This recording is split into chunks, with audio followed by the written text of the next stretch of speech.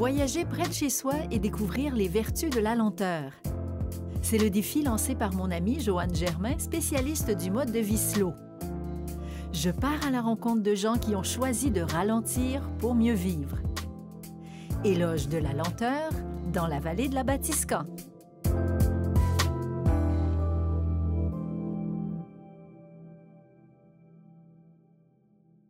On est à Saint-Tite, chez Geneviève Sirois. C'est un chemin qui nous amène vers un peu l'extase. Ça nous demande d'avoir une ouverture d'esprit, puis aussi une curiosité pour choisir une qualité de vie, un art de vivre. Fait que quand on est dans la lenteur, quand on est dans l'éloge de cette lenteur-là, on est aussi dans accueillir la vie. Et cette façon-là de faire, Geneviève Sirois, ça m'a séduit. Alors, je vous présente cette herboriste extraordinaire et aussi de Biodanza, Geneviève Sirois.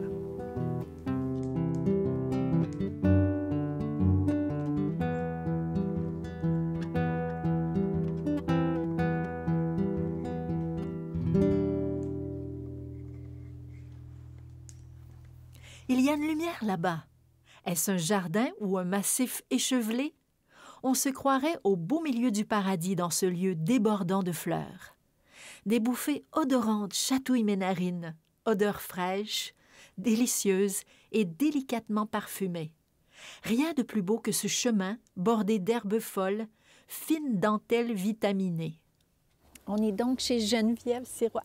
On se trouve où exactement, là, dans ce beau lieu? Là, on est à Saint-Tite, sur le rang des Pointes, chez Geneviève Sirois. Pas très loin de Saint-Tech non plus. Pas très loin. On est vraiment, je pense que moins d'1 kilomètre, on rentre dans Saint-Tech. Fait qu'on est à la limite de Saint-Tite. Et toi, tu es herboriste. Ah, moi, je suis herboriste. Moi, j'ai commencé mon parcours en herboristerie, je pense que c'est en 1980. En tout cas, je suis débarquée au centre Languirand, puis j'ai rencontré Annie Schneider, qui est ma grande amie, qui est herboriste, et qui a commencé à me faire visiter le bois. Hein? Fait que j'ai rencontré la lobélie, l'achille millefeuille, et là, c'est devenu une passion. Mais tous ces mots, moi qui adore les mots, c'est formidable. Tout à l'heure, j'ai goûté la myrrhe odorante. J'avais l'impression d'être avec les rois mages. Puis là, je pense que ici c'est la monarde. Je ne sais pas si on connaît la monarde qui fait des fleurs rouges, là, où les colibris adorent. Là. Oui. Mais ça, c'est extraordinaire en salade. Puis on sent, regarde ça, on sent.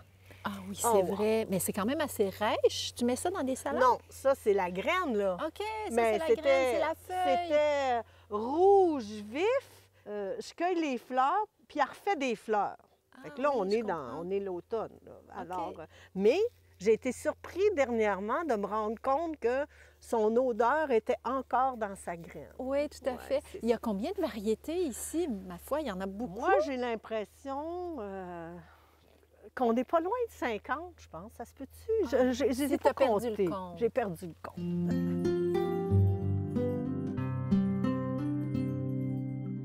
Geneviève Sirois, alchimiste des savoir-faire ancestraux. Elle connaît par cœur le nom de chaque plante. La cueilleuse ravive la mémoire de nos ancêtres. Et les anciens savaient lire la nature.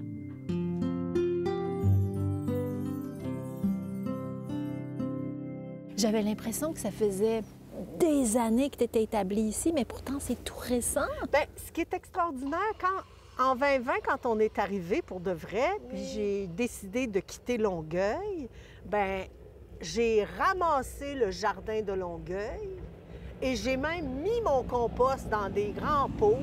Fait que j'ai pris le jardin de Longueuil et je l'ai amené ici. Fait que j'ai amené suffisamment de terre parce que je n'étais pas prête à planter. C'était de la pelouse ici. Fait qu'ici, c'était de la pelouse. Fait qu'on n'était pas rendu là. Il fallait faire beaucoup d'autres choses pour pouvoir vivre dans cette maison. Et à un moment donné, vers la fin de l'automne, vers la fin de l'été, finalement, là, on a créé un cœur, finalement. C'est un cœur. Et on a planté, là, on a installé le jardin de Longueuil. Moi, j'ai l'impression que la vie m'a pris puis m'a amené ici, là. C'est une longue histoire. J'avais un ami qui est finalement qui est décédé au mois d'août 2020 et qui était dans une situation financière précaire. Puis on a acheté sa maison en lui permettant de vivre dedans. Et quand il est décédé, on a pris possession de la maison, mais c'était vraiment dans le but de revendre. Et finalement, un coup, avoir fait le ménage et tout ça, on s'est dit, mais finalement, on est bien à Saint-Tite. Fait qu'on a décidé de s'installer à Saint-Tite, puis de vendre Longueuil, puis de s'installer à Saint-Tite.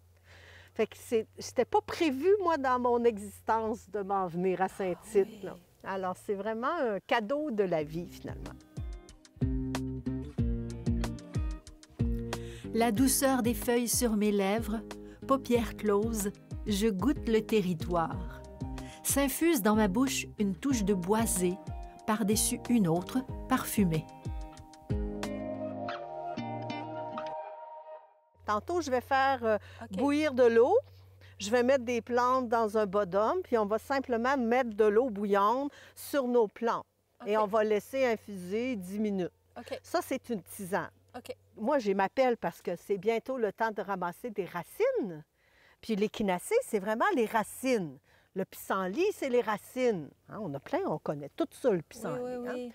Et la bardane, c'est les racines. OK. Fait que les racines, on cueille les racines à l'automne. Des fois, juste après le gel. Mais la racine, si je fais juste y mettre de l'eau bouillante dessus, c'est pas assez. Fait que je vais l'avoir nettoyée. Et là, je vais faire une décoction. Fait que je vais mettre des racines dans un petit chaudron, un couvert, et là, je vais faire mijoter pendant 10 minutes. Okay. Fait que ça, c'est une décoction. Allons-y, on va faire le tour de ton jardin. On fait le tour du jardin. Hein? Geneviève pose le genou sur la terre tendre et humide. D'une main à droite, elle tâte le sol, devine les racines généreuses, prélève avec d'infinies précautions une petite section de rhizome. Il va sans dire, elle épargne le reste, soucieuse des lendemains qu'elle souhaite toujours aussi généreux. Cueillir avec bienveillance, se ravitailler sobrement, c'est un art délicat et surtout patient.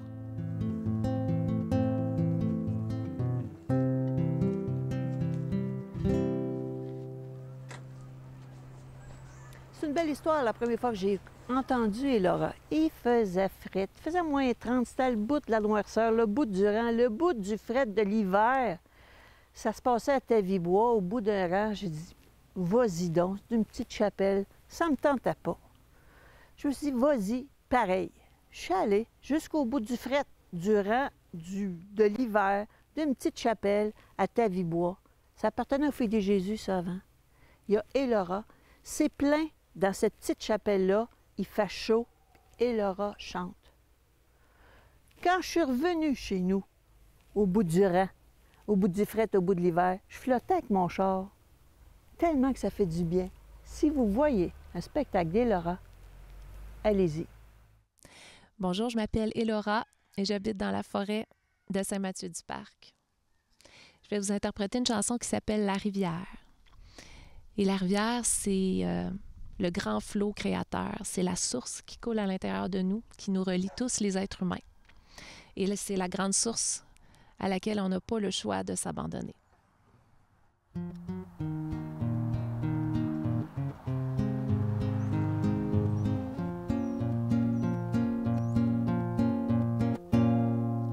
Un glacier sous l'océan, la source qui coule en dedans. Un grand fleuve, une épreuve, l'eau coule en moi. La puissance d'un geyser, un oasis dans le désert. Le courant affluent, l'eau coule en moi. La pluie qui me porte un message, la mer au fond d'un coquillage. Un souvenir, élixir, l'eau coule en moi. Je retourne à la rivière qui ouvre de nouveaux chemins. Je repousse les frontières de ma vision d'être humain. glissée d'un ruisseau, le son des vagues en écho, un rapide en chute libre, l'eau coule en moi. La profondeur de ton encre, la lune au creux de mon ventre, les marées, goût salé, l'eau coule en moi. La fluidité de l'eau vive, une réponse sur l'autre rive, un canal, une escale, l'eau coule en moi.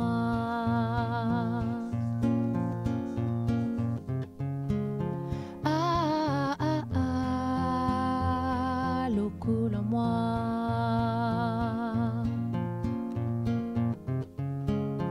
Ah, l'eau coule en moi. Et je retourne à la rivière qui ouvre de nouveaux chemins. Je repousse les frontières de ma vision d'être humain.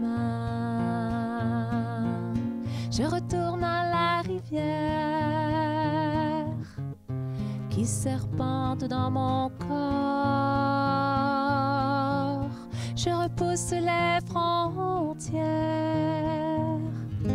et libère mes mémoires.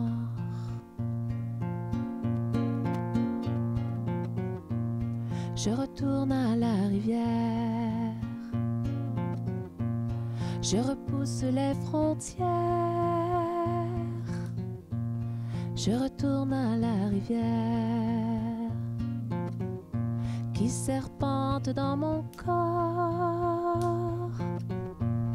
Je retourne à la rivière et libère mes mémoires.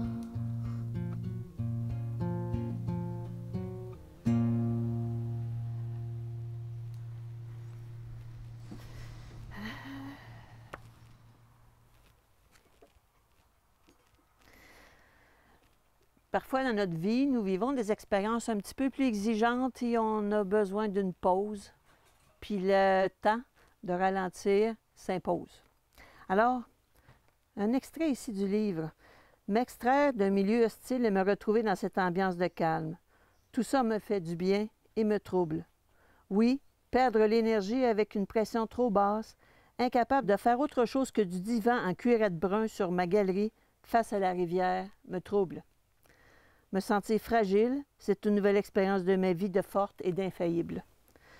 Elle m'oblige à l'humilité et au cheminement, tout un apprentissage.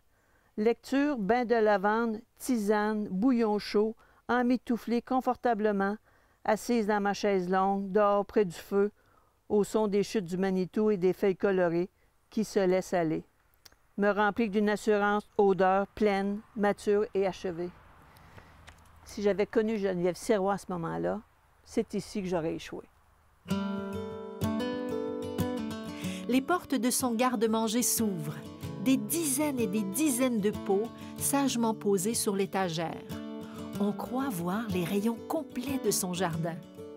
Geneviève possède une langue riche pour raconter le terroir. Son discours embrasse plusieurs disciplines. La botanique, la philosophie, l'histoire et l'écologie. Ces mots en disent long sur l'urgence de protéger. Parce que oui, la lenteur fait étrangement écho à des impératifs. Faire valoir la fragilité de notre mère, la Terre. Agir maintenant en toute simplicité. Il y a tout cet enseignement féminin dans le sens le prendre soin, l'art de prendre soin.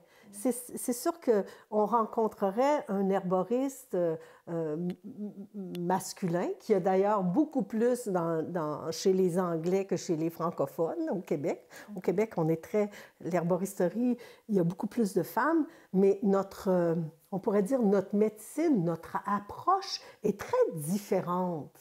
Parce que nous, le féminin en nous, qui est le féminin dans chaque homme aussi, il y a quelque chose de l'ordre du prendre soin, d'enveloppement, de prendre soin, d'offrir un espace de bienveillance dans nos processus de guérison.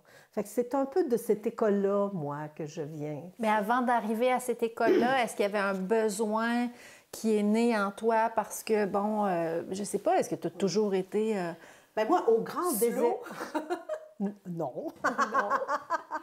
Au grand désespoir de mon père, je ne suis pas allée étudier en médecine. Parce que moi, j'avais la trame de faire des études universitaires, puis j'avais vraiment la direction de la médecine. Mais là, c'est pas ça que j'ai fait, parce qu'après mon cégep, moi, je voulais aller voyager le monde. Fait que je suis partie sur le pouce dans l'Ouest canadien toute seule, avec mon immense pack-sac.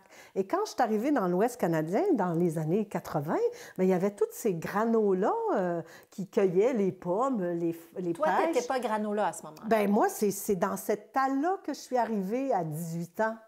Bien, que j'ai été infusée de ça. Puis il y a une femme qui m'a donné le livre Survival in the 21st Century de Anne Wingmore. Et moi, ça a été ma révélation. Moi, j'avais 18 ans, je voulais sauver la planète et nourrir le monde entier avec de la germination. Puis fait que ça a été mon premier contact avec tout cet univers. Écologiste avant le temps. Oui, c'est ça. J'ai arrêté de manger de la viande et j'ai commencé à cultiver des germinations. Je mangeais même, quand je suis revenue au Québec 2 ans plus tard, là, je faisais pousser de l'herbe de blé, des tournesols, du sarrasin. Mon père, il disait que je mangeais comme une vache, tu sais. Et fait que ça a été ça. Puis pas trop longtemps après, bien, c'est là que je suis débarquée au Centre Languérand, Jacques Languérand, Placide Gabory, et que j'ai rencontré Annie Schneider. Fait qu'en 84, il y a eu la première école de phytothérapie du Canada, l'Académie de phytothérapie du Canada, qui offrait un parcours académique indépendant de laboratoire. Puis, j'ai commencé à travailler dans un magasin de produits naturels et un jour, en 87, j'ai ouvert mon propre magasin d'aliments naturels qui était bio, etc., sur le coin Saint-Laurent-Villeneuve. En buvant une tisane, je suis émue, consciente du privilège de goûter les saveurs du paysage. Je ne sais pourquoi, nous avons un moment de recueillement juste après la première gorgée. Frappée d'étonnement, comme si nous avions les clés pour entrer dans un monde qui nous est étranger. Étranger et pourtant si accessible. En fait, cette tisane retrace la conscience des gestes où l'on renoue avec la nature. Les gens aujourd'hui, c'est ce lien avec le vivant qui a comme le goût d'exister. On voit de plus en plus de personnes cultiver dans leur jardin. L'information circule, fait qu'ils vont mettre de la monarde, ils vont manger leurs fleurs. Aujourd'hui, tu vois beaucoup plus de personnes de toutes sortes d'horizons qui reprennent contact avec les plantes dans leur jardin et qui mettent ça dans leurs assiettes et qui apprennent à mettre ça dans leur tisane.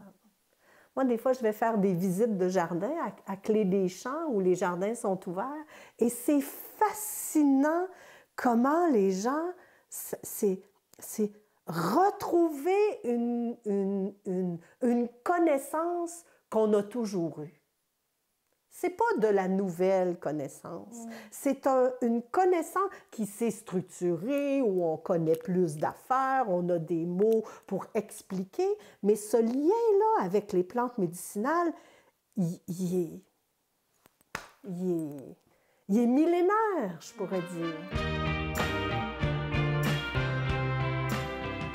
Le monde de Geneviève s'appuie sur l'art du bien-être. Après avoir bu notre tisane réconfort, nous irons danser, secouer notre vivant. Une chorégraphie méditative pour retrouver la mémoire des gestes et de la liberté.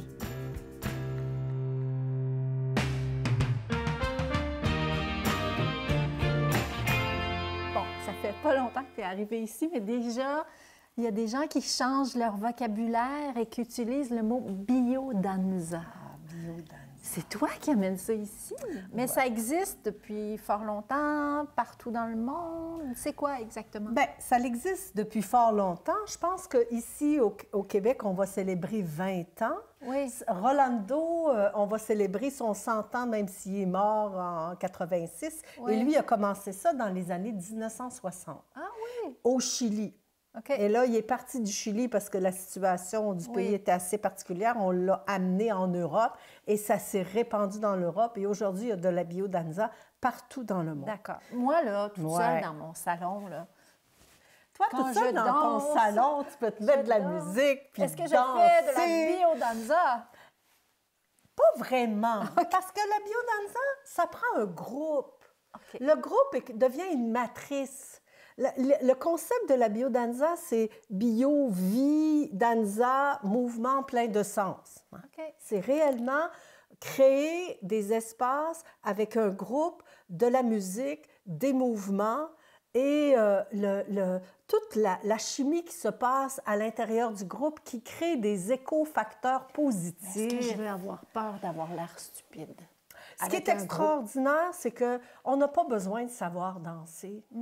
Puis c'est je pourrais dire que c'est réhabiliter quelque chose en nous de danser ensemble. Fait qu'on n'a pas besoin de savoir danser. Les propositions en mouvement sont toujours démontrées, puis sont toujours expliquées, démontrées, puis après ça, chacun réalise.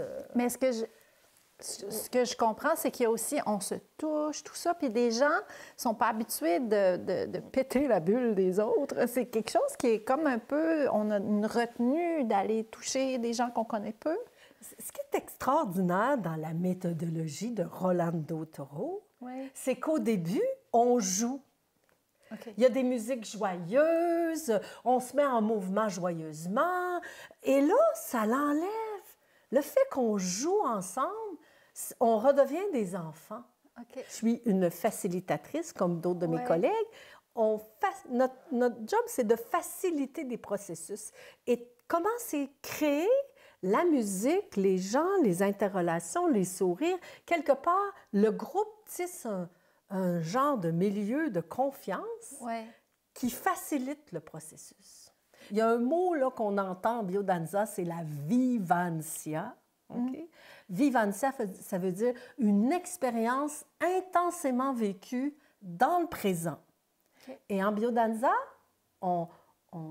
l'invitation, c'est de créer des vivancias intégrantes, donc qui stimulent la joie, l'enthousiasme. Et ça vient réveiller la motivation à vivre. Comme le goût de vivre, le goût de mettre ses projets en mouvement, peu importe que sont tes projets. L'art de mettre du plaisir dans son existence, parce que le plaisir est intimement relié à notre motivation à vivre, à notre élan de vie, qui nous donne le goût de vivre. Biodanza. Les funambules avancent lentement, en équilibre sur le temps. Et c'est ainsi que je poursuivrai ma route vers une autre destination où j'irai, dans la joie, faire éloge à la lenteur.